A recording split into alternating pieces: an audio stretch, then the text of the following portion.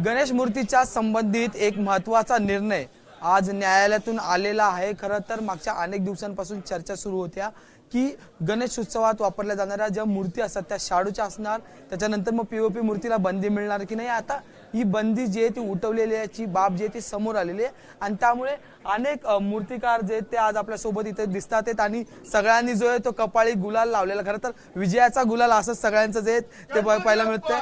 चेहऱ्यावरचा आनंद जो आहे या मूर्तिकारांचा चेहऱ्यावर आपल्याला पाहायला मिळतोय। सगळ्यांच्या कपाळी आपल्याला गुलाल जो आहे तो आज पाहायला मिळतो आणि एक मागच्या अनेक दिवसांपासून ज्या चेहऱ्यावर तणाव होता त्या चेहऱ्यावर आता आनंद जो आहे तो आपल्याला पाहायला मिळतो आणि विजयाचं बोट देत ते आपल्याला दाखवतात। आपल्यासोबत वकील कुट्टी सर आहेत, त्यांच्याशी आपण थेट बोलणार आहोत। सर, खरं तर मागच्या अनेक दिवसांपासून चर्चा होती, मुंबईत एक विसर्जन थांबण्यात आलं होतं आणि त्याच्यानंतर आजचा हा निर्णय कसं बघतात याकडे?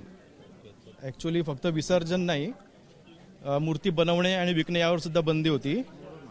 जनहित याचिका दाखल होती मेहरबान उच्च न्यायालय मुंबई येथे, ज्यामध्ये ही अंतरिम ऑर्डर 30 जानेवारीला पारित झाली होती।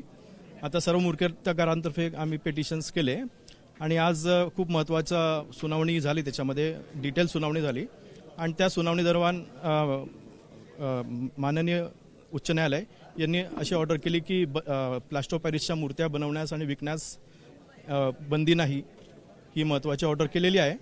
आणि विसर्जना संदर्भात जे आहे की छोट्या मूर्त्या कृत्रिम तलावात करता येतील, मात्र मोठ्या मूर्त्यांसंबंधी जे निर्णय घ्यायचा आहे तो राज्य सरकारने घ्यायचा आहे। याबद्दल पुढील सुनावणी ही 30 तारखेला ठेवलेली आहे, 30 जूनला।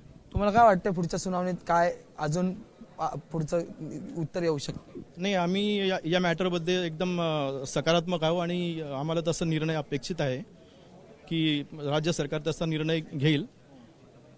आणि CPCBने जो एक त्यांचा अहवाल दिलेला आहे त्यामध्ये त्यांनी म्हटलं की जे गाईडलाईन्स आहेत ते मॅन्डेटरी नाही, डायरेक्ट नेचरमध्ये आहेत, त्याच्यामुळे तसा निर्णय आम्हाला अपेक्षित आहे। खरं तर CPCBच्याच मुद्द्यावर बोलायचं होतं। CPCBला अहवाल मागण्यात आला होता, समिती गठीत झाली, CPCBने अहवाल तयार केला, पण त्यात पण पुन्हा एकदा बाब नोंदवलेली आहे की या सगळ्या गाईडलाईन्स आहेत, पण निर्णय जो आहे तो महाराष्ट्र राज्य सरकार असेल तोच घेईल। तुम्हाला वाटतं सरकार तुमच्या बाजूने पुन्हा एकदा निर्णय देईल? हो, नक्कीच तसा निर्णय आम्हाला अपेक्षित आहे। तुमच्या तर आशावाद दिसतोय, अनेक मूर्तिकार आपण त्यांच्याशी बोलणार आहोत। आजचा निर्णय आलाय, काय तणाव जो होता मागच्या अनेक दिवसांपासून तो कमी झालाय का? मुळात आज सार्वजनिक गणेशोत्सवामध्ये आणि मूर्तिकारांमध्ये एक आनंद उत्सव साजरा करण्यात येत आहे। कारण की जी काही CPCBची मार्गदर्शक तत्व होती ही 2020 पासून हा लढा सुरू झाला आणि प्रामुख्याने महाराष्ट्राचे आत्ताचे सांस्कृतिक मंत्री आशिष शेलार हे 2020 पासून या लढ्यामध्ये होते की भले ही केंद्राची मार्गदर्शक सूचना होती तरी त्यांचा कुठेतरी POPला समर्थन होतं आणि आज त्या अनुषंगाने शासनाने मूर्तिकारांच्या बाबतीत, गणेशोत्सवांच्या बाबतीत ज्यावेळेला काकोडकर समितीचं गठन केलं आणि तो अहवाल ज्यावेळेला गेल्या 5 मेला सादर करण्यात आला, त्याच्यानंतर तोच अहवाल CPCBनी मान्य करावा आणि त्याच्यासाठी कोर्टाने हा वेळ दिलेला होता। CPCBने तो आज हा अहवाल कोर्टामध्ये सादर केला आणि त्याच्यामध्ये त्यांनी पूर्णतः असं म्हटलेलं आहे की मूर्ती घडवणं आणि विकणं याच्यावर जी बंदी होती, जी 30 जानेवारीला एंट्रीम ऑर्डर आलेली होती, त्याच्यावर कुठेतरी स्थगिती आली। एक उत्साहाचं आणि जल्लोषाचं वातावरण आहे, कारण की मूर्तिकारांना मूर्त्या घडवण्यात येणार आहे। येणारा उत्सव हा धूमधडाक्यात साजरा होईल। महाराष्ट्र राज्य सरकारचे मुख्यमंत्री देवाभाऊ देवेंद्र फडणवीस, महाराष्ट्राचे सांस्कृतिक मंत्री आशिष शेलार यांना ह्या उत्सवाचं गांभीर्य लक्षात आहे आणि त्यामुळे मला असं वाटतं की 130 वर्ष चालू असलेली परंपरा ह्याही वर्षी उत्सव तेवढ्याच धूमधडाक्यात साजरा होईल। 130 वर्षापासूनची ही परंपरा, अनेक लोक आहेत, आपण यांच्याशी बोलू। कुठे तुमचा कारखाना आहे, कुठली मूर्ती घडवतात आणि आता त्या मूर्त्या घडवण्याला परवानगी मिळाली, त्यामुळे काय भावना आहे? नमस्कार, मी संतोष रत्नाकर कांबळी, लालबागचा राजा मूर्तिकार। आज गेले पिढ्यानपिढ्या आम्ही आज लालबाग नगरीमध्ये आज आपल्या एवढा मोठा उत्सव आहे, उत्सव साजरे केले जातात। आमच्यासाठी आज खूप ऐतिहासिक दिवस आहे।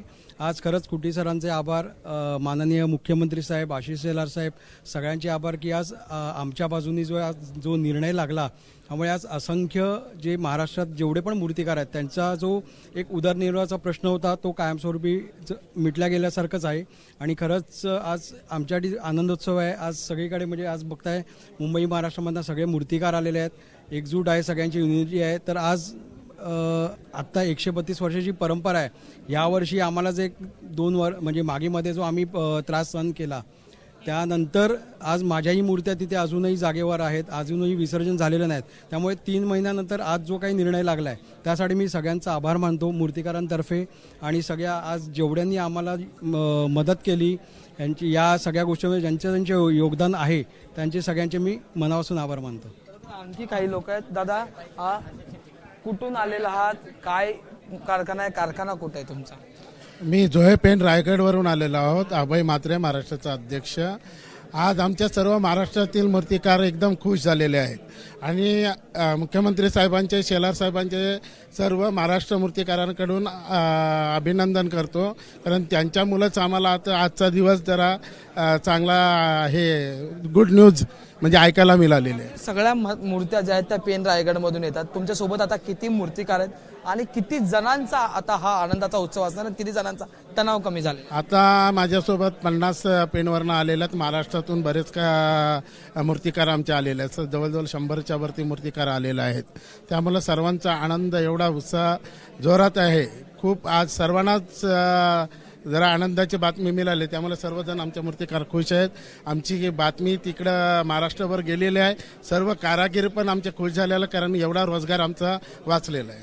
तर रोजगाराचाच प्रश्न आहे आणि त्यामुळे हा सगळा आनंद आणि विजयाचा गुलाल जो आहे तो या सगळ्याच मूर्तिकारांच्या कपाळी आपल्याला पाहायला मिळतोय. पण पुन्हा एकदा एक महत्वाची बाब नमूद करायची असेल की कारण की मूर्ती बनवण्याचा निर्णय दिलेला आहे, मूर्तीवर बंदी हटवलेली, पण जो विसर्जनाचा मुद्दा आहे तो राज्य सरकारच्या पारड्यात टाकलेला आहे. त्यामुळे विसर्जनासाठी आता राज्य सरकार कशी तयारी करणार हे सुद्धा पाहणं तितकंच महत्वाचं ठरणार आहे.